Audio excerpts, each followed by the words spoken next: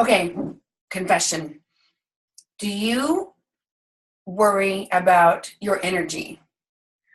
Do you ever feel like I'm never going to be in the zone? I have to make videos, but I'm not. I have to be better. I have to feel better. I have to be happier. I have to be skinnier. I'm not in the right energy state. I'm not in the zone. Well, I can relate. A lot of times people say, Elaine, you have so much energy and you have such great energy and you're always go, go, go. And I have to let you in on a little secret. Not true. Not true at all. I have the gift. I've been performing since I was in the second grade. I did my first commercial in second grade. I did my first musical in third grade. I did my first movie, The Dirt Bike Kid, when I was 15. I grew up performing. So part of that is you learn to come to rehearsal and you learn to bring yourself. And sometimes you don't feel it. And here's the thing. That's why I love warming up.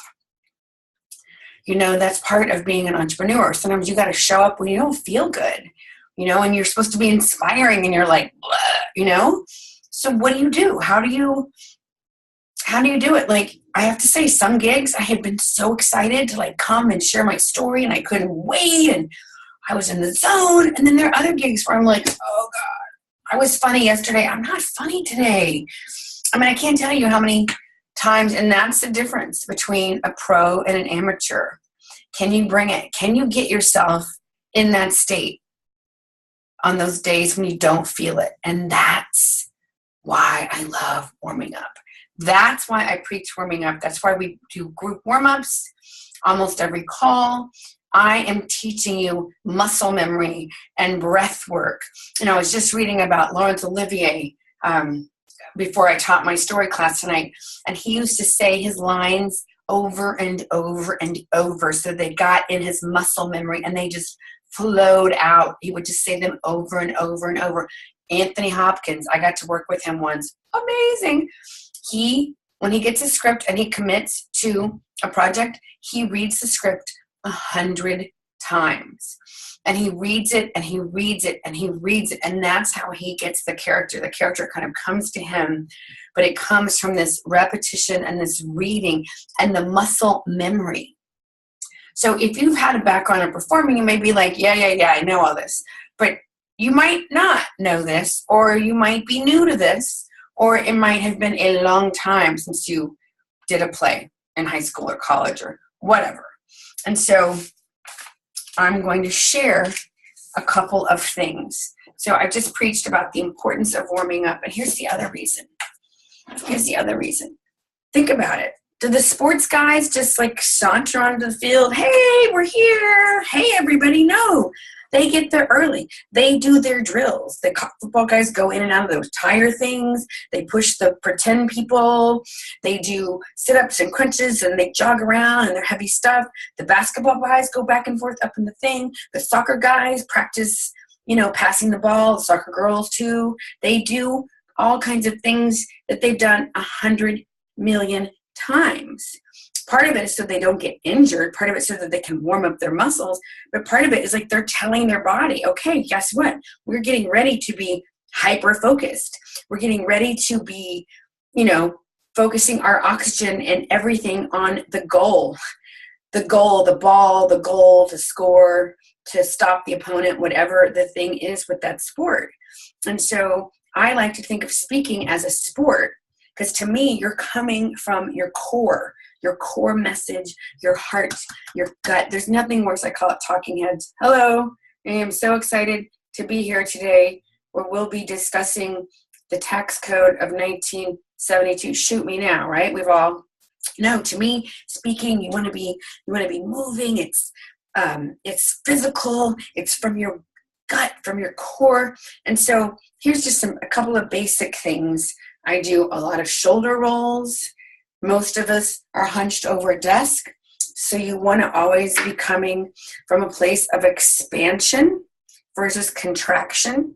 So I always teach my students, whenever you're about to speak, whether you're on camera or live, you want to be up and moving around so that you're coming from movement and you're not You're not like, there's nothing worse than like sitting and waiting and waiting and waiting, and then you sort of get more and more nervous and you get more and more contracted, and then you've seen it where people come out and they're like, well, hello, and then it takes them a while, and then they're finally like 5 or 10 minutes in, they're like, hello, you know, and you're like, where have you been? Half of the people have already left or fallen asleep.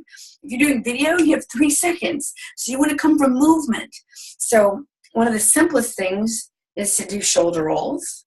So we'll do them forward because we did them backwards. And then I talk a lot about breathing. I've talked about that in some other videos. So we won't do that. This one, I want you to think about, you're leaning on that diagonal, but you're leaning up to the top of the wall corner where the ceiling and the wall meet, as opposed to over where you're collapsed. Do you see the difference? This is like collapsed. Like I could probably hurt myself. I'm not really doing myself any favors, as opposed to coming up from the hips. I'm coming up from the hips and I'm reaching out and up. It's completely different. It's a dynamic. And you have to use your core. So you're engaged in your core. So your Pilates people will be so excited. But can you see the difference of like out and up versus collapse? Same thing over here. So my legs are spread apart and I'm reaching up and out and over to the diagonal. As opposed to, right? We're reaching up and out, like to the corner. That is a dynamic stretch. And you don't want to bounce. That's something from the 80s that people did.